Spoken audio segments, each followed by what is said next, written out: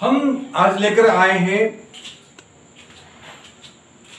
Active voice से passive voice में बदलने के लिए जो प्रेजेंट इंडेफिनिट टेंस से लेकर के फ्यूचर परफेक्ट टेंस तक के जो वाक्य जितने तरह के बनते हैं उनमें वो भी वाक्य शामिल थे पार्ट 2 में जो आपको कहीं किसी ग्रामर की किताब में या ट्रांसलेशन की किताब में नहीं मिलेगी, लेकिन उनका प्रयोग हम बोलते समय या लिखते समय करते ही करते हैं, होता ही होता है, इसलिए वो हमारे लिए जानना जरूरी है।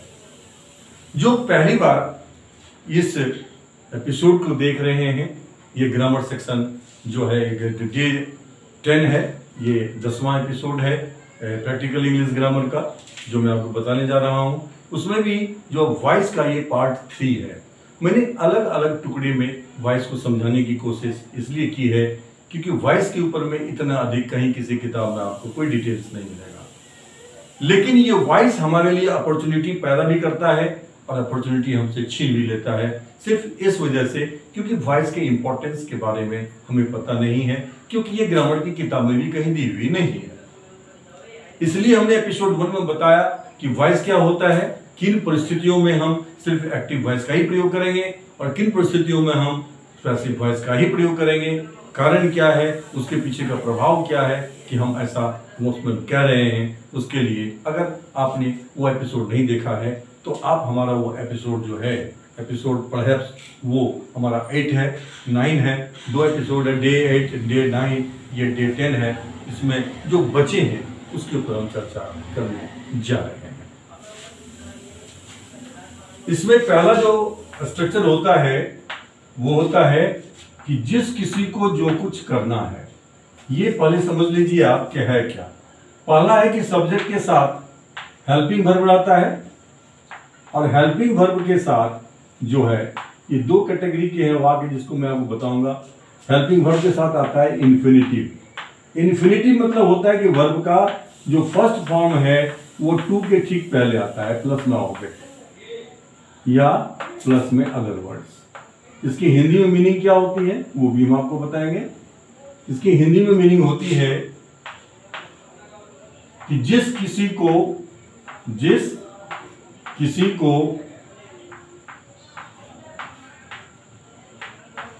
जो कुछ करना है, जो कुछ करना है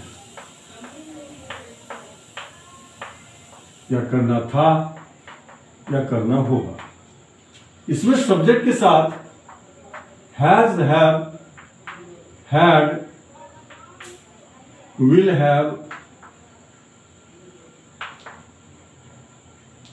शैल हैव,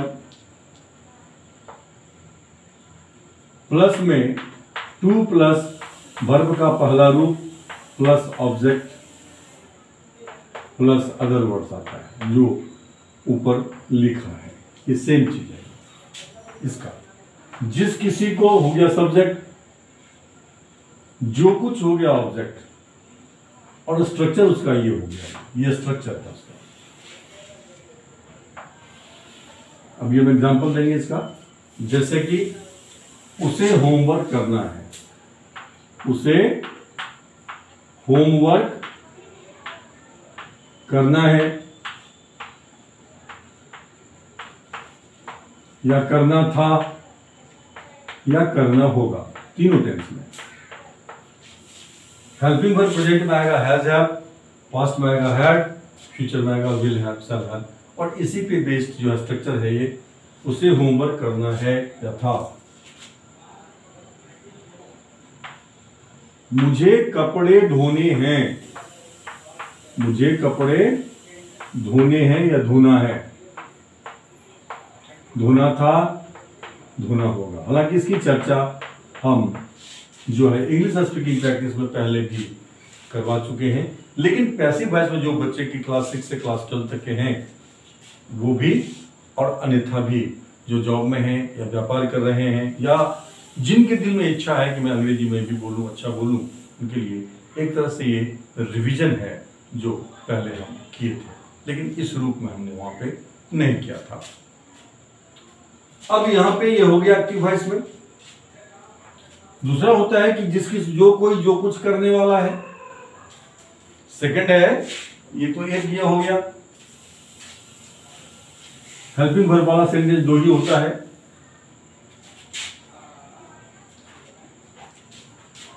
ये वन।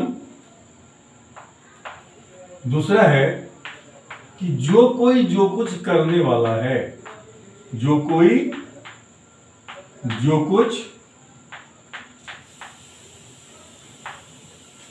करने वाला है।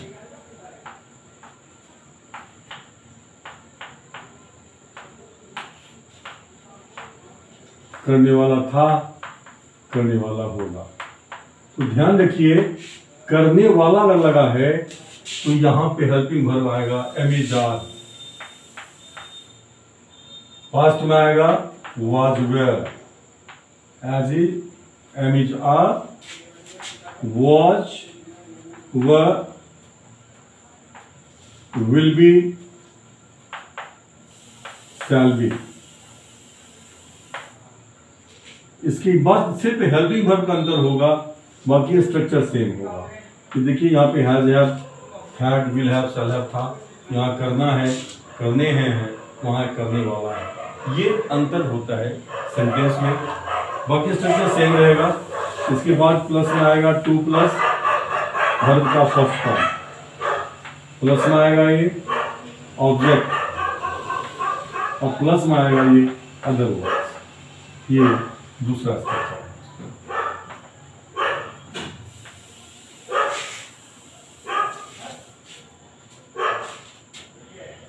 अब यहाँ पे उसे होमवर्क करना है या था या होगा, क्या हो जाएगा? उसे होमवर्क करना है तो he has to do homework.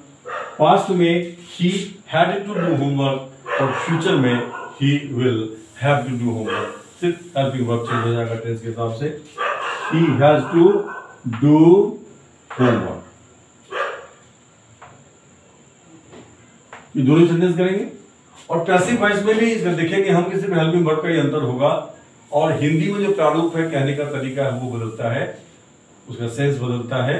बस इतना ही होता है। He has to do homework, मुझे कपड़े धोना है, I have to wash clothes, I have to wash clothes. ये मैंने दो सेंटेंस लिया है इसका as a token, as sample. जो इस तरह के आप जितने भी वाक्य चाहिए, बहुत आता है। बोलते मुझे जाना है, खाना है, उसे कल आना है, मुझे उसको कहना था, मुझे उसे पैसे लेने थे, ये था वो था, जो कुछ करने थे, करने हैं, करने होंगे, वो सब के सब इस कैटेगरी में आ जाते हैं। इसी स्ट्रक्चर पे आता है, एक सिंपल स्ट्रक्चर पे आता है। अब यहां पे सब्जेक्ट ही है और होमवर्क ऑब्जेक्ट है। यहां सब्जेक्ट आई है, यहां होमवर्क जो ऑब्जेक्ट जो है ये क्लोज है। अब इसी सेंटेंस को जब हम पैसिव वॉइस में, जबकि हम ऑब्जेक्ट को सब्जेक्ट बना देंगे, तब क्या होगा देखते हैं। मैं इसका स्ट्रक्चर को मिटा रहा हूं। आपने अगर नोट नहीं किया था, आप वीडियो देख करके आप नोट कर लेंगे। आप पीछे जाकर के वीडियो देख करके जब आप देखेंगे तो उसको दोबारा वो आप इसको नोट कर लेंगे। इस जो फर्स्ट सेंटेंस था उसका मैं कर रहा हूं पैसिव वॉइस। फर्स्ट सेंटेंस का पैसिव वॉइस। पैसिव वॉइस मतलब कि ऑब्जेक्ट को हम इसमें सब्जेक्ट और सब्जेक्ट को ऑब्जेक्ट बना देंगे। जैसे कि जो कुछ करना है, याद रखिए आप ये स्ट्रक्चर, जो कुछ करना है या करना था या करना होगा। जैसे कहते हैं होमवर्क करना है, कमरे धोने हैं, कपड़े धोने हैं, पंखे रिपेयर क्या कहते हैं करने हैं, पंखे रिपेयर करने हैं, टीवी रिपेयर करने हैं, होमवर्क करने हैं, वगैरह वगैरह, चाय बनाना है, खाना बनाना है, वगैरह वगैरह। ठीक है, तो इस तरह के वाक्य बहुत अधिक आते हैं बोलचाल में। बहुत छोटा सा लगता है देखने में ये वाक्य कि जो कुछ करना है, ये जो कुछ जो है ये हो जाएगा, जो ऑब्जेक्ट था वो सब्जेक्ट बन जाएगा। जो ऑब्जेक्ट था, और इसका स्ट्रक्चर क्या हो जाएगा? इसका स्ट्रक्चर हो जाएगा कि सब्जेक्ट प्लस हैज हैव वगैरह वगैरह plus to be. Has have का मतलब has have had will have shall have आ जाएगा यहाँ पे, यहाँ आ जाएगा टू बी, प्लस में आ जाएगा वर्ब का थर्ड फॉर्म और प्लस में आ जाएगा अदर वर्ड्स। ये स्ट्रक्चर है पैसिव वॉइस में। पैसिव वॉइस में जो पहला अभी स्ट्रक्चर बताया था उसका है, तो उसे क्या है, घर यानी रूम, कमरे धोने हैं, कमरे धोने हैं, कमरे धोने थे, कमरे धोने होंगे। होमवर्क करना है, होमवर्क करना है, होमवर्क करना था, होमवर्क करना होगा। काफी यूज होता है ये सेंटेंस जो है सो, ठीक है ना। उसके बाद जो है चाय बनाना है,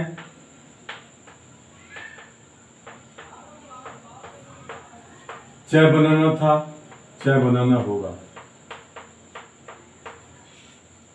मोहन को पीटना है, व्यक्ति आ गया यहाँ पे, मोहन को पीटना है, मोहन को पीटना था, मोहन को पीटना होगा। यह व्यक्ति जो कुछ जो है ये वस्तु है,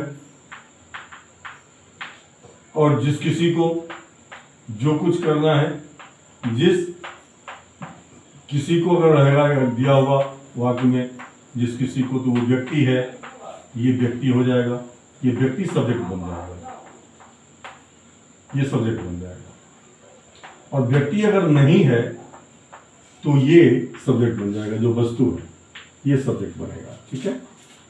अब इसका जो बेसिक सेंटेंस स्ट्रक्चर है वो मैंने आपको ऊपर में बताया है। उसी के आधार पर हमें कुछ नहीं करना, जो कुछ करना है उस चीज का नाम या उस व्यक्ति का नाम को सब्जेक्ट बना दीजिए, और सब्जेक्ट बनाने के बाद आप जो इसको अकॉर्डिंगली प्रेजेंट में हैज हैव लगा दीजिए, पास्ट में हैड लगा दीजिए, फ्यूचर में विल हैव शैल हैव लगा दीजिए, और फिर उसके बाद टू बी लगा दीजिए, वर्ब रख सकते हैं।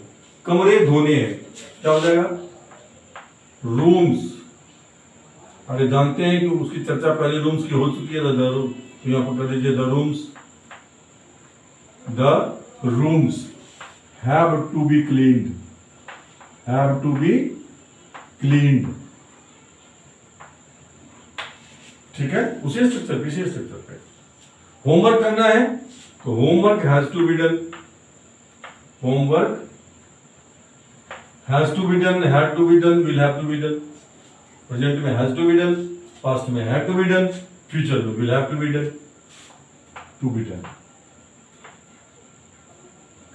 Is it clear?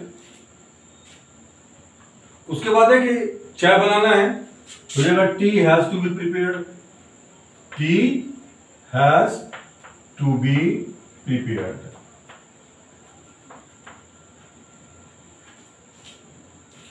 मोहन को पीटना है, हो जाएगा Mohan has to be beaten, Mohan has to be beaten. ये एग्जांपल्स मैं इसलिए लेता हूं कि आप जब दोबारा फिर जब आपको नोट करना हो ये प्रत्येक, तो आप वीडियो को आगे पीछे करके इसको नोट भी कर सकते हैं। प्रैक्टिस करने में आपको काफी मदद मिलेगी। अब इसी वाक्य का दूसरा भी बनता है, जो करवाना है। क्या है? जो कुछ, जिस किसी को, प्लस जो कुछ। क्या करना है? करना नहीं है, क्या करना है? करवाना है। करना है की जगह क्या हो जाएगा? करवाना है। करवाना था, करवाना होगा। करवाना है या करवाना था या करवाना होगा। ये देखिए आप, सेम पैटर्न है। व्यक्ति रहेगा तो जिस किसी को आएगा, व्यक्ति सब्जेक्ट बन जाएगा।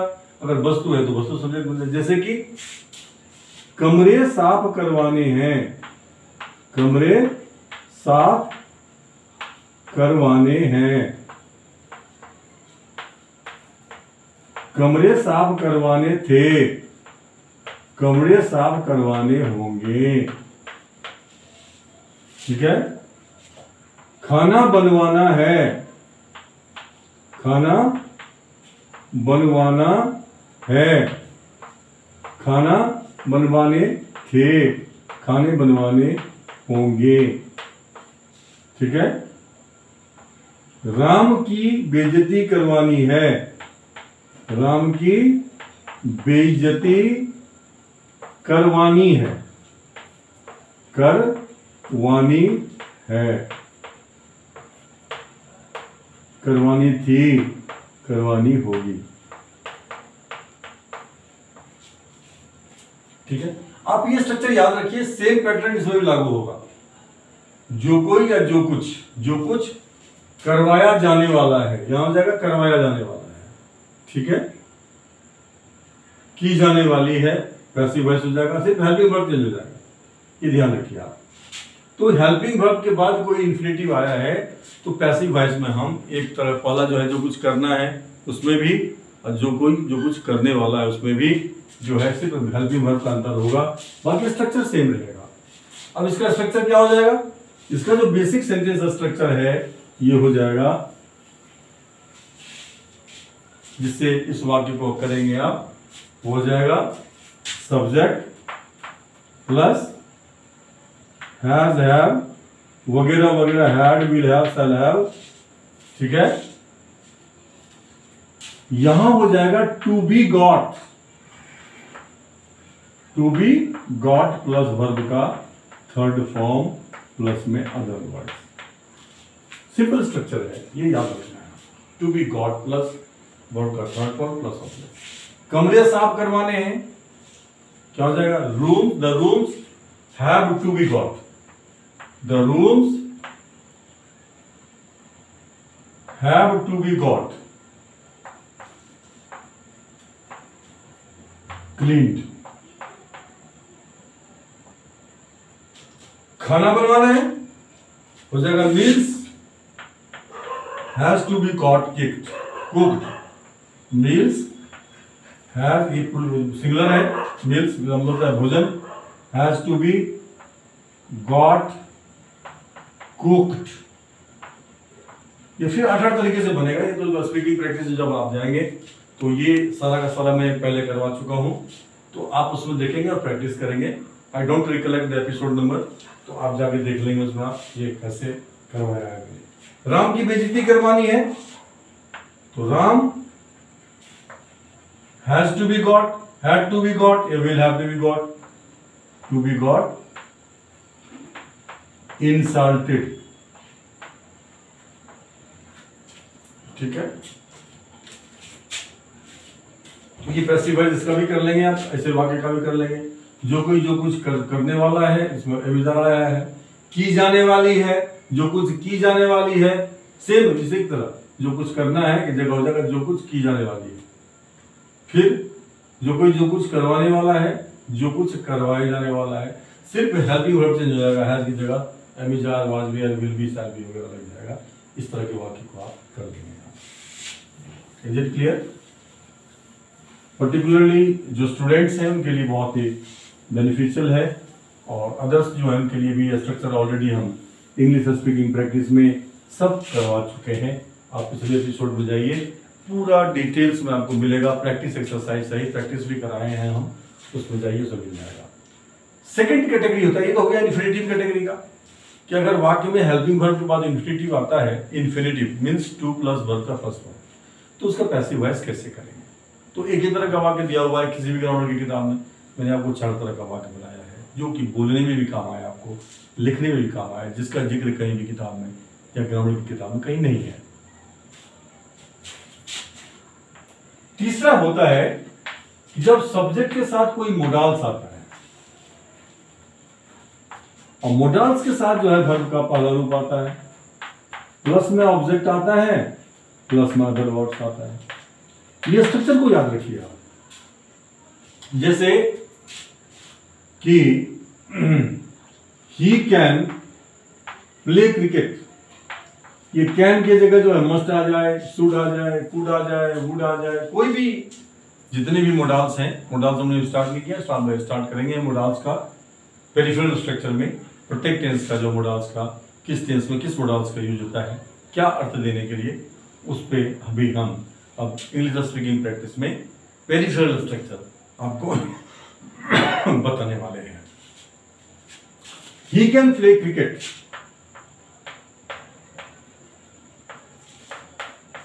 यहां पे सब्जेक्ट ही है, मोडाल्स कैन है, प्ले वर्ब का फर्स्ट फॉर्म है, ऑब्जेक्ट क्रिकेट।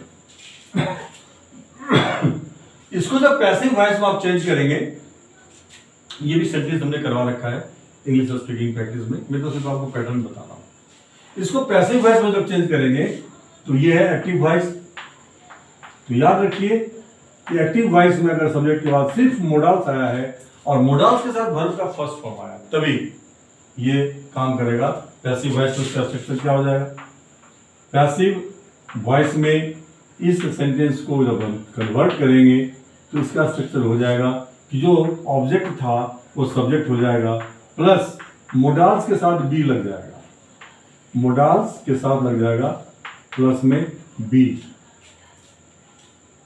ठीक है।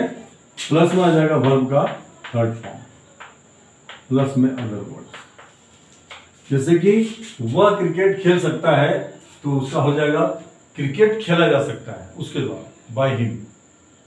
तो क्या हो जाएगा? सब्जेक्ट कौन हो जाएगा? क्रिकेट हो जाएगा। क्रिकेट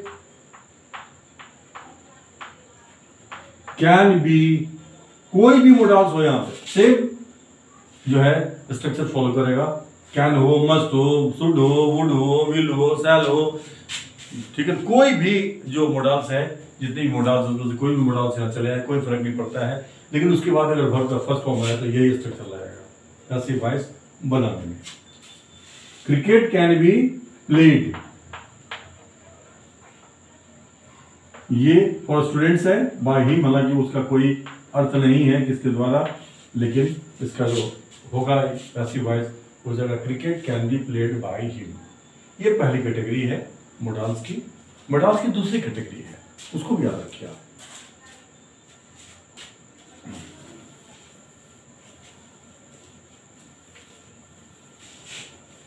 और डिटेल्स में अगर आपको जानना है, अगर ये और प्रैक्टिस भी करना है अगर आपको, तो पीछे का हमारा जो उसमें स्ट्रक्चर है प्रेजेंट इंडेफिनिट टेंस में है, मैंने करवा रखा है।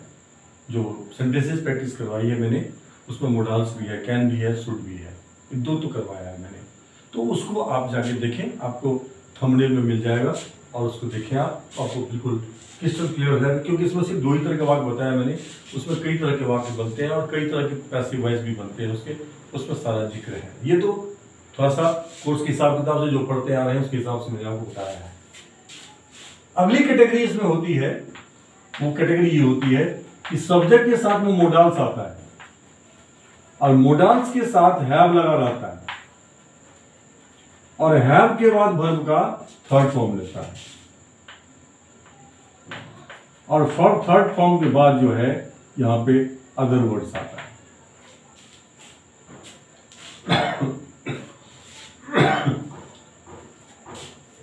जैसे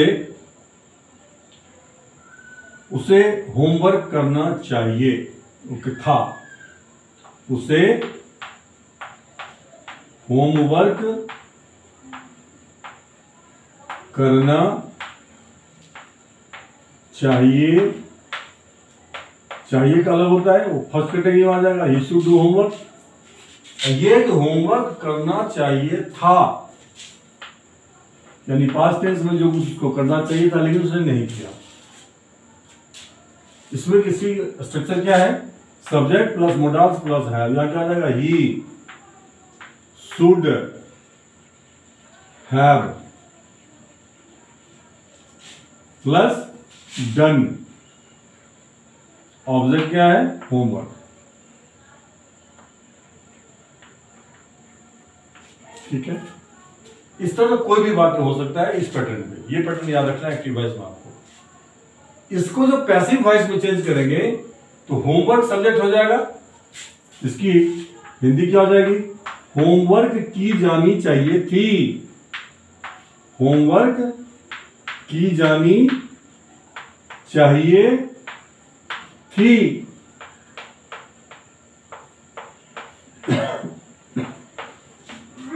किसके द्वारा? उसके द्वारा। ये उसके द्वारा जो है ये लास्ट में आएगा, बाय हिम। इसका जो ये एक्टिव में है, और ये एक्टिव को जो पैसिव में चेंज करेंगे तो स्ट्रक्चर इसका हो जाएगा पैसिव में,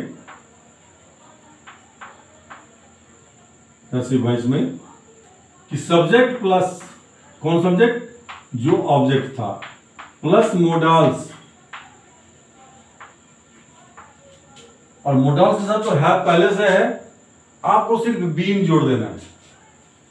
मोडाल्स प्लस हैव हो जाएगा यहां पे, हैव के बाद बीन, फिर वही वर्ब का थर्ड फॉर्म, प्लस में अदर वर्ड्स, प्लस में बाय, प्लस में ऑब्जेक्ट। ठीक है, उसे उसके द्वारा होमवर्क की जानी चाहिए थी। क्या हो जाएगा, होमवर्क हो जाएगा यहां पे, सब्जेक्ट क्या हो जाएगा, homework should have been, homework should have been done by him. यहां वुड होता, वुड हैव, तो would have been, may have been, might have been, कोई भी मोडाल्स होता उसके बाद अगर हैव आता, वर्ब का थर्ड फॉर्म आता, तो ये सेम पैटर्न ऑफ सेंटेंस है जो फॉलो करेगा पैसिव वॉइस में। और इस तरह से पैसिव वॉइस का ऐसा कोई पार्ट नहीं है, जो पार्ट की आपको ग्रामर में भी नहीं मिलेगी, उन पार्ट को भी मैंने छुआ है। और जो बाकी रह गया है, मैं आपसे वादा करना चाहता हूं कि आगे फिर हम इस पे, चूंकि पास्ट टेंस, पास्ट अर्थ में हमने शुड का प्रयोग नहीं किया है, और का स्ट्रक्चर नहीं किया है, जब हम उस पे आएंगे तो पीछे के स्ट्रक्चर को भी आपको रिमाइंड कराएंगे, और फिर उस पे कितने तरह के वाक्य जो है बोले जाते हैं और कितने तरह के वाक्य लिखे जाते हैं, उस सारे के सारे वाक्य आपको हम करवाने वाले हैं। अभी तक जो हमने जैसे वॉइस का मैंने जितना कराया, इससे अलग वॉइस बनता ही नहीं है। इसलिए इतने को ही आपको, अगर आपने प्रैक्टिस कर ली तो ये यकीन मान लिए कि आप वॉइस 100% जानते हैं। बाकी पेरिफेरल स्ट्रक्चर में हम जब आएंगे, पहले हम मोडाल्स के बारे में, एक एक मोडाल्स के बारे में आपको बताएंगे ग्रामर सेक्शन में कि उसका यूज क्या होता है ग्रामर सेक्शन में। लेकिन हम स्पीकिंग सेक्शन में आपको उसका यूज नहीं, हम सेंटेंस बताएंगे कि कितने तरह के सेंटेंस बनते हैं और प्रत्येक तरह के सेंटेंस क्या अर्थ देते हैं। वो याद रहेगा तो फिर आपको ये सब याद रखने की जरूरत भी नहीं रह जाएगी, सिर्फ आपको प्रैक्टिस करना है और आपको सब आता है। जो नए आए हैं, अगर आपको हमारा ये जो स्टाइल ऑफ टीचिंग है, the most natural style of teaching on this board with a piece of chart, अगर आपको अच्छा लगा हो, जो स्टाइल ऑफ प्रेजेंटेशन है, जो style of presentation with concept है, जो style of presentation with contents है, जो एक एक कड़ी को जोड़कर हम बताते हैं, कोई कड़ी कहीं छूटे नहीं, उसमें हम 3 जगह पे इन बातों का ख्याल रखते हैं, जो हमारे प्लेलिस्ट में 3 जगह है। एक है advanced vocabulary for English speaking, दूसरा है प्रैक्टिकल इंग्लिश ग्रामर, और तीसरा है इंग्लिश स्पीकिंग प्रैक्टिस। ये तीनों का तालमेल लेकर हम चल रहे हैं, एक एक कड़ी को जोड़ रहे हैं। एक कहीं छूट गया, मिस हो गया तो दूसरे जगह पकड़ा जाएगा। और फिर ग्रामर में भी आप उतना ही जानना है जितना जानना आपके लिए जरूरी है। और स्ट्रक्चर जान लेने के बाद तो आपको वो भी नहीं जानना है, क्योंकि स्ट्रक्चर आ गया तो आपको सब कुछ आ गया। Is it clear? तो फिर हम ये रिक्वेस्ट करना चाहते हैं कि अगर आपको ये वीडियो, अगर आप पहली बार आए हैं, अच्छा लगा है, अगर आपको कंटेंट्स अच्छा लगा है, कॉन्सेप्ट अच्छा लगा है, स्टाइल ऑफ प्रेजेंटेशन अच्छा लगा है, आपके समझ में आया है और आपको ये लगा कि ये अति उपयोगी है, तो फिर आप हमारे चैनल को जरूर सब्सक्राइब करें। और साथ साथ जो भी आपसे जुड़े हुए लोग हैं, जो आपसे बहुत प्यार करते हैं, उनके सामने एक बेहतरीन चीज परोसने में ये धर्म का काम है। अगर आप उनको भी ये शेयर करते हैं, उनको भी आप प्रेरित करते हैं कि वो इस चैनल को देखें, उनके बच्चे देखें, उनके बच्चे के इर्द गिर्द के बच्चे हैं वो भी उनके माध्यम से देखें, तो ये बहुत पुण्य का काम होगा, क्योंकि इसकी कोई फीस तो लगती नहीं है। और इससे बेटर प्रदर्शन इस तरीके से जितने भी चैनल हैं यूट्यूब पर, आपको उस तरह से प्रेजेंटेशन नहीं मिलेगा, एक कड़ी में दूसरी कड़ी को जोड़ करके। ये हमारा रिसर्च है, और जो रिसर्च को जो हमारी वर्षों का रिसर्च है वो आपके सामने परोस रहे हैं।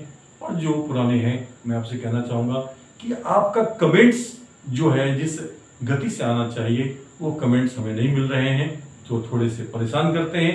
आपके पॉजिटिव कमेंट्स हो या नेगेटिव कमेंट्स हो, ये तो यात्रा की शुरुआत है, लेकिन आपके कमेंट्स नेगेटिव भी अगर हैं तो वो भी हमारे लिए अपॉर्चुनिटी है, ताकि वो हमें बताएगा कि हम कैसे बेटर कर सकते हैं, कैसे हम बेटर प्रेजेंटेशन कर सकते हैं, कैसे हम अपने जितने भी दर्शक हैं, जो हमारे व्यूअर्स हैं, वो उनको हम कैसे अधिक से अधिक बेनिफिट पहुंचा सकते हैं, कहाँ पे कोई दिक्कत आ रही है, जिस दिक्कत को दूर कर दी जाए तो प्रेजेंटेशन फैंटास्टिक हो सकता है।